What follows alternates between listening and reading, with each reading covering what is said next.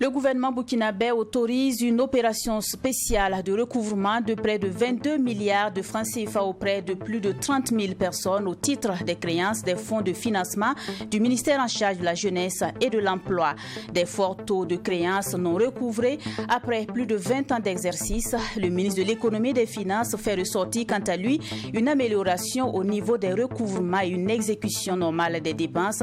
Le point complet du Conseil des ministres, c'est à suivre en début de journal. À l'instar des autres pays du monde, le Burkina a célébré hier 14 novembre la journée mondiale du diabète.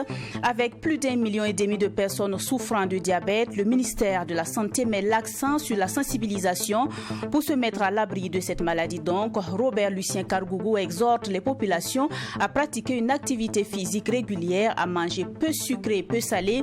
Vous entendrez les conseils du ministre dans un instant. Drame de Zaongo, le communiqué publié par l'Union européenne qui demande aux autorités burkinabées de faire la lumière sur cette affaire est mal perçue par la coordination des OSC du Burkina. Selon les membres de cette coordination, le comité pointe un doigt accusateur sur nos forces de défense et de sécurité. Vous entendrez leur indignation dans un instant.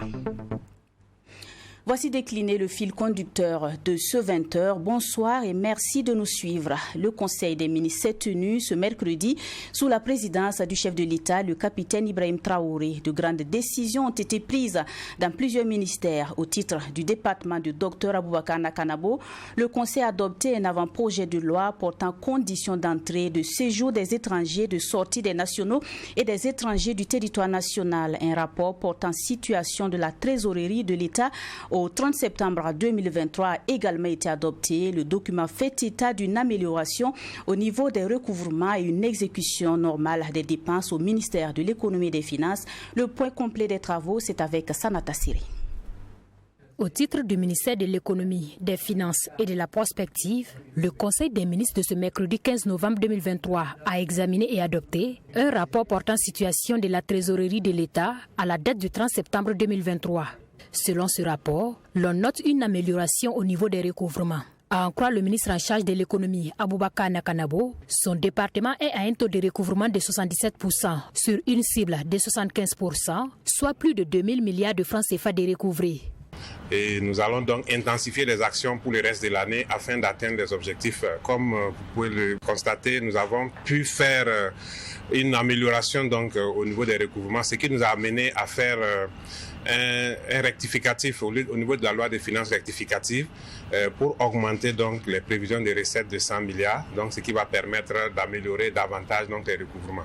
En ce qui concerne les dépenses, le ministre de l'économie, des finances et de la prospective rassure que l'exécution des dépenses dans l'ensemble se passe bien.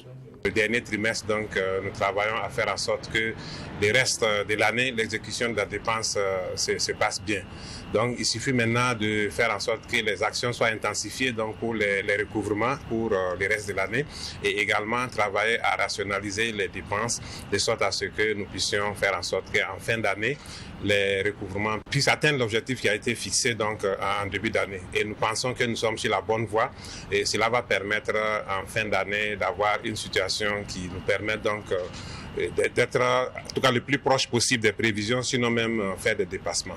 Au titre du ministère de l'administration territoriale, de la décentralisation et de la sécurité, le Conseil des ministres de ce mercredi a adopté un avant-projet de loi portant conditions d'entrée et de séjour des étrangers et de sortie des nationaux et des étrangers du territoire national. Selon le ministre délégué chargé de la sécurité, Mahamadou Sana, les innovations majeures apportées sont entre autres la clarification de certains concepts, la prise en compte des questions relatives aux questions de trafic des migrants, à la traite des personnes et à l'asile. Le Conseil des ministres a également autorisé une opération spéciale de recouvrement de près de 22 milliards de francs CFA auprès de plus de 30 000 personnes au titre des créances des fonds de financement du ministère en charge de la jeunesse et de l'emploi. Le premier responsable du département a fait une communication irrélative. Il s'agit de 3 fonds non recouvrés après plus de 20 ans d'exercice. Le ministre Aboubakar Savathgo donne des détails dans ce extrait. L'État du fonctionnement de ces fonds depuis près de 20 ans a montré qu'ils ont accumulé des créances échues très importantes. Et ces créances sont arrivées à un montant total de 21 milliards 873 944 791 francs CFA. Et ce montant des crédits échus a été contracté par environ 30 787 personnes. Et la répartition pour chaque fonds s'établit comme suit. Pour le FAPE, le montant des créances en souffrance est de 10 milliards 112 299 857 francs pour un nombre de personnes cumulées de 5 842 personnes. Au niveau du FEJ, le Fonds d'appui aux initiatives des jeunes, les créances en souffrance s'élèvent à 8 milliards 158 398 127 francs CFA qui sont détenus par 12 419 personnes. Et enfin, au niveau du FASI, le Fonds d'appui au secteur informel, les créances en souffrance s'élèvent à 3 milliards 603 246 807 francs CFA détenus par 12 526 personnes. La liste nominative a été établie, un communiqué a été fait au mois de mars dernier et un délai avait été donné à toutes ces personnes pour qu'elles puissent s'exécuter. Le délai est dépassé depuis le mois de juin, des rappels ont été faits, des lettres ont été envoyées aux différentes personnes, certaines se sont exécutées, d'autres sont en cours, mais une grande partie ne réagissait pas. C'est pour cela que nous avons entrepris cette opération spéciale qui va avoir lieu en collaboration avec le ministère en charge de la sécurité sur toute l'étendue du territoire. J'invite toutes les personnes qui détiennent des créances au niveau de ces fonds de prendre les dispositions nécessaires pour s'exécuter et éviter des désagréments qui vont suivre. Comme annoncé en titre, hier mardi, le Burkina Faso a célébré la journée mondiale du diabète avec plus d'1,5 million de personnes reconnues comme diabétiques au Burkina. Le ministère de la Santé a axé cette journée sur la sensibilisation. Les coûts de prise en charge de cette maladie étant extrêmement chers, il faut se mettre à l'abri de toutes ces dépenses. Le ministre Robert Lucien Kargougou exhorte tous les Burkinabés à la pratique d'une activité physique régulière et à manger peu sucré, peu salé. Vous l'entendrez dans ce reportage de Dorothée Bambara et Sanata Siri. Chaque 14 novembre, le Burkina Faso, à l'instar des autres pays, commémore la journée mondiale du diabète. Le diabète est une maladie chronique qui constitue un véritable problème de santé publique au regard du nombre croissant de diabétiques, tant au niveau national qu'international. C'est une épidémie qui touche toutes les couches sociales. Selon la Fondation mondiale du diabète, 1/10 de la population âgée de 1 à 79 ans est atteinte de diabète. Les résultats de prévalence nationale ont relevé que plus d'1 million de personnes sont atteintes de diabète au Burkina Faso. C'est pourquoi le ministère de la Santé et de l'Hygiène publique s'est engagé avec ses partenaires dans une stratégie de lutte contre cette maladie. Il s'agit véritablement d'une sorte d'épidémie au diabète que nous vivons au Burkina, un peu à l'image de ce qui est vécu à travers le monde. Et il est donc urgent que nous nous mobilisions pour faire de la lutte contre le diabète une priorité. Et la commémoration de cette journée nous donne l'occasion de nous engager encore une fois. Et le ministre de la Santé et de l'Hygiène publique d'inviter l'ensemble des populations à faire le dépistage et à mener des activités sportives pour prévenir la maladie. Comme vous le savez, l'OMS le prescrit.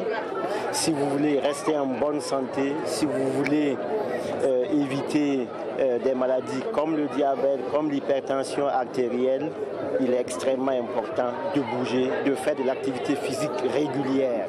Donc par semaine, il faut pouvoir faire au moins 30 minutes d'activité physique pendant au moins 3 jours. Et là, vous vous portez mieux. Les partenaires techniques et financiers, eux, ont formulé des recommandations à l'endroit du ministère en charge de la Santé. Des recommandations notamment l'accès aux soins pour une meilleure prise en charge des patients. Premièrement, de nous aider en matière de prévention. Déjà, ils ont commencé avec le Open, c'est déjà à saluer.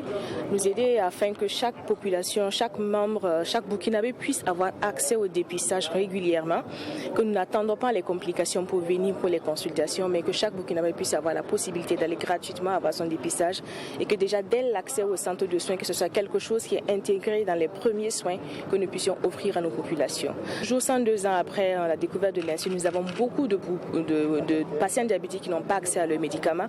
Et cela est d'autant plus accentué avec l'état, la situation que notre pays traverse actuellement avec l'insécurité. L'accès aux soins du diabète, c'est le thème 2021-2023 de la Journée mondiale du diabète.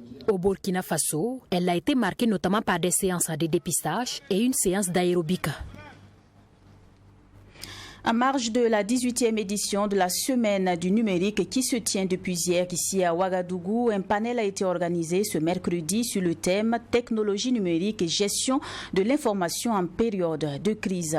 La conférence a été une occasion pour les panélistes de revenir sur l'avantage des plateformes numériques dans la gestion des crises, mais aussi et surtout d'interpeller les populations sur l'utilisation saine des technologies de l'information et de la communication dans cette période de crise sécuritaire et humanitaire que traverse le Burkina. On en parle avec Bouré Mamadou. Les technologies numériques et gestion de l'information en période de crise. C'est sous ce thème que se tient ce panel. Un thème qui s'inscrit en droite ligne de la situation sécuritaire dans laquelle se trouve le Burkina Faso. Les technologies de l'information et de la communication jouent un rôle très important dans la gestion des crises. Cependant, avec les plateformes numériques, l'on assiste de plus en plus à la démocratisation de la production de l'information, et ce, en dehors des techniques traditionnelles de communication. Chose qui, selon les panélistes, peut se dresser comme des pièges dans la gestion des crises. Selon Daniel Bonzi, directeur de la réglementation, de la médiation et du contentieux au CSC, en période de crise, plusieurs défis doivent être relevés par les gouvernants, les médias et les citoyens. Pour lui, il faudra encourager les populations sur une utilisation saine des plateformes numériques pour éviter les manipulations. Autour d'une crise, c'est sûr que les défis majeurs qui se présentent par exemple pour le gouvernant, c'est le défi de la cohérence, le défi donc de pouvoir donc bien communiquer autour de la crise afin donc d'informer les citoyens. Nous savons que les médias sont vraiment sur le front et l'idée c'est de faire en sorte que dans les informations qui sont diffusées, que ces informations soient diffusées avec beaucoup plus de responsabilité, en ayant à l'esprit qu'il faut préserver donc notre société contre tous les dangers qu'on pourrait donc ressentir. Pour Dr Syriac Paré, panéliste, avec le numérique, l'on assiste à plus d'ouverture, car la communication n'est plus confrontée au vide, mais plutôt à l'excès de l'information. Face à cette situation, il faudra éviter la censure dans la diffusion de l'information pour que les citoyens qui ont accès aux données puissent également avoir accès à la bonne information. La bonne communication qui accompagne la bonne gestion de crise permet d'avoir de bons résultats. Mais les communicants sont interpellés aussi quand ils ne sont pas professionnels, même quand il y a de bonnes actions et que ces bonnes actions ne sont pas bien accompagnées, bien expliquées, on peut ne pas atteindre les résultats qu'il faut. Quand il y a une bonne gestion de crise et qu'il y a une mauvaise communication, on peut ne pas réussir à gérer la crise. Face à cette crise sécuritaire qui connaît le Burkina Faso, le gouvernement s'est doté d'une stratégie de communication en temps de guerre. Cette stratégie permet d'aider les forces de défense et de sécurité, mais aussi les volontaires pour la défense de la patrie. Elle est également un moyen de montrer la résilience du peuple burkinabé malgré le contexte sécuritaire et humanitaire difficile. Selon Raphaël Kafando, directeur général de la communication et des médias, pour la réussite de cette communication, plusieurs canaux de communication sont utilisés. Il y a un certain nombre d'outils. Par exemple, on utilise la culture, parce qu'on estime que la culture est un outil également dans un moment comme le nôtre, qui peut nous permettre d'encourager les populations, de donner de l'espoir aux Burkinabés, de soutenir également nos FDS et nos BDP. On utilise également bien sûr les médias, Vous constaterez ce qui se passe aujourd'hui dans les différents médias par rapport à certains reportages. On utilise bien sûr aussi les réseaux sociaux parce que vous savez qu'une grande partie de la guerre également se passe dans les réseaux sociaux. Donc dans la stratégie, on a un certain nombre d'activités qui nous permettent bien sûr de réagir aussi dans les réseaux sociaux. En rappel, ce panel se tient en marge de la 18e édition de la Semaine du numérique qui se tient du 14 au 18 novembre 2023. Cette édition se tient sous le thème « Le numérique, levier d'inclusion et de résilience face aux crises ». La fin de l'année s'annonce et Canal+ Burkina souhaite accompagner ses abonnés avec de nouvelles offres. Lors d'une conférence de presse tenue dans ses locaux ce 13 novembre, Canal+ Burkina a partagé 3 nouvelles aux hommes et femmes de médias. Il s'agit de l'ajout de 10 nouvelles chaînes au bouquet Canal+, le passage d'autres chaînes en haute définition et la nouvelle numérotation des chaînes burkinabais. Vous l'aurez remarqué, votre télévision True TV passe du canal 254 au canal 264 et pour en savoir davantage, suivons ce reportage que nous propose Diassibo Ouba. Depuis le 14 novembre 2023, Canal+ Burkina a enrichi ses offres pour ses abonnés. En effet, à la faveur de la fin de l'année, il a été annoncé une série de nouveautés. Ce sont notamment les changements de la numérotation des chaînes burkinabées, l'ajout de nouvelles chaînes et le cadeau de 15 jours tout canal dont les abonnés de la formule Access bénéficieront dès leur réabonnement. Le but de Canal+ est d'offrir plus à ses abonnés à travers toutes ses offres, en croit le directeur général de Canal+, Jacques Dior. C'est une profondeur dans le divertissement qu'on leur propose, dans les thématiques qu'on leur propose. On va de l'éducation à l'information, de la religion à la santé. Et tout ceci se retrouve dans nos différentes offres.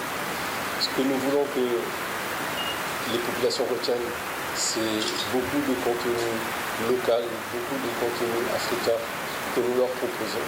Ce que nous voulons enfin que le public y retienne, c'est que nous sommes tout le temps dans la quête de nouveautés. En plus des montées en HD de certaines chaînes, ainsi que l'ajout de 8 nouvelles thématiques à partir de ce 14 novembre, l'ajout de ces nouvelles chaînes implique le changement de la numérotation des chaînes au Burkina Faso. Ainsi donc, les chaînes burkinabais se retrouvent à partir du numéro 260. Jacques Dior donne plus de détails. Le changement de numéro, c'est comme on rajoute des chaînes et on avait un plan de numérotation existant. Le fait de rajouter fait que nous devrons faire glisser certaines chaînes. Alors pour respecter aussi les blocs pays, pour le cas du Burkina dont on peut parler ici, les chaînes qui se retrouvaient en 250, notamment BAFA, notamment la RTB, va glisser sur la 260. Parce qu'on a de nouvelles chaînes qui viennent se rajouter. Je parlais de la chaîne Canal+ qui sera sur le canal événement 9.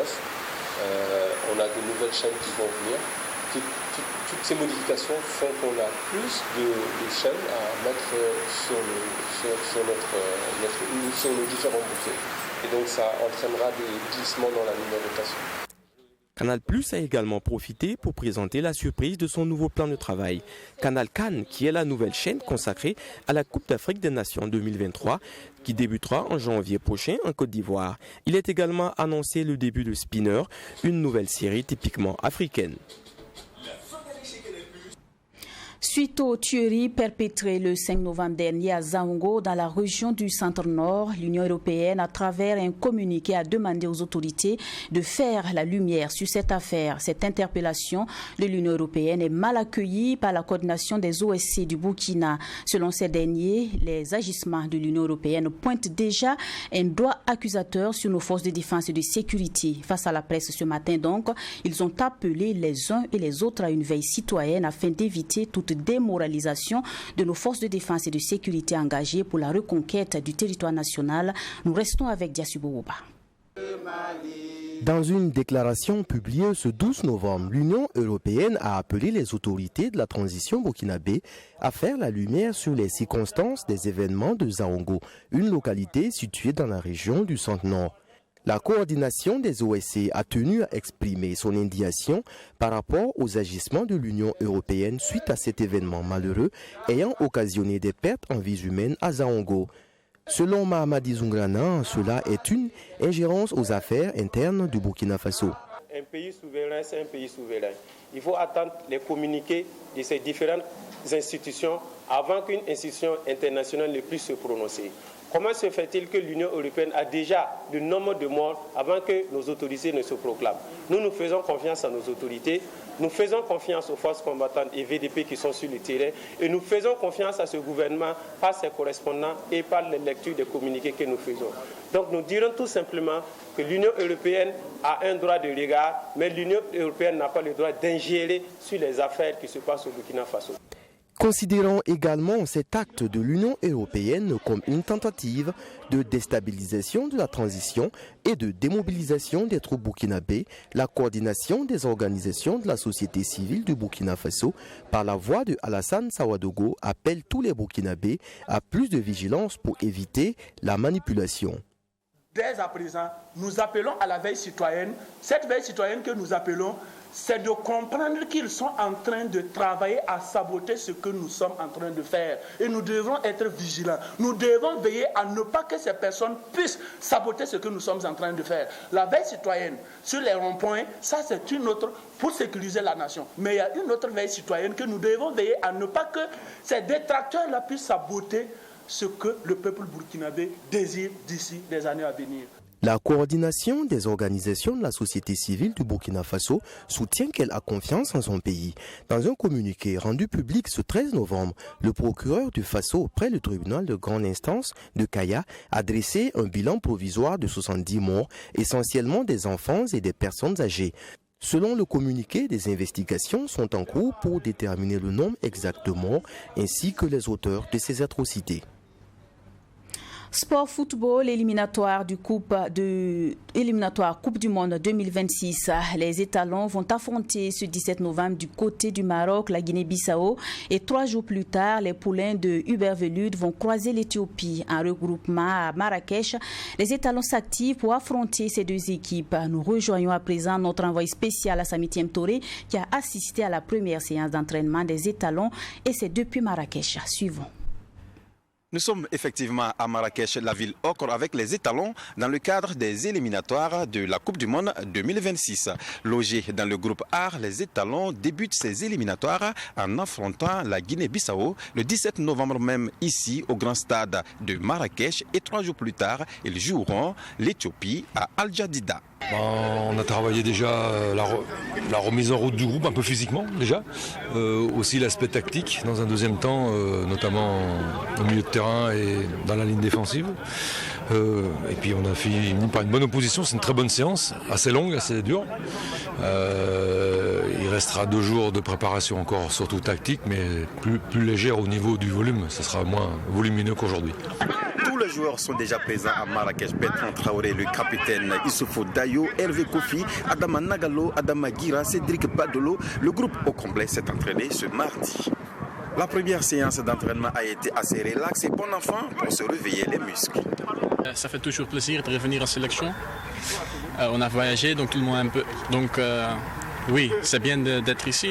On s'entraîne bien, les conditions sont très bien, donc oui, je suis toujours content.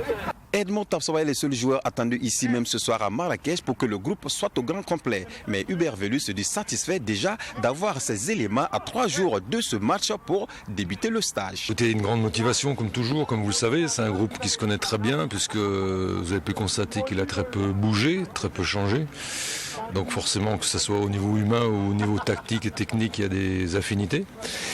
Donc bien sûr que tout le monde est très heureux toujours de se revoir, mais aussi très motivé pour cette première phase de qualification en Coupe du Monde, ce premier regroupement qui concerne la qualification en Coupe du Monde. Donc on connaît l'importance toujours du début des phases de qualification, que ce soit en CAN ou en Coupe du Monde, toujours très important de bien débuter.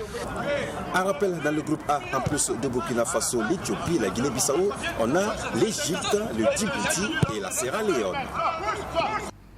Et nous terminons avec cette bonne nouvelle au Mali. Après 11 ans de contrôle des groupes indépendantistes de l'Azawad, la ville de Kidal est passée ce 14 novembre sous contrôle des FAMA grâce à un raid mené depuis quelques jours par les forces combattantes du pays. Les autorités de la transition avaient fait de la reconquête du pays une priorité. Cette reprise de la ville de Kidal est célébrée à Bamako. Suivons. Le Mali célèbre la prise de Kidal.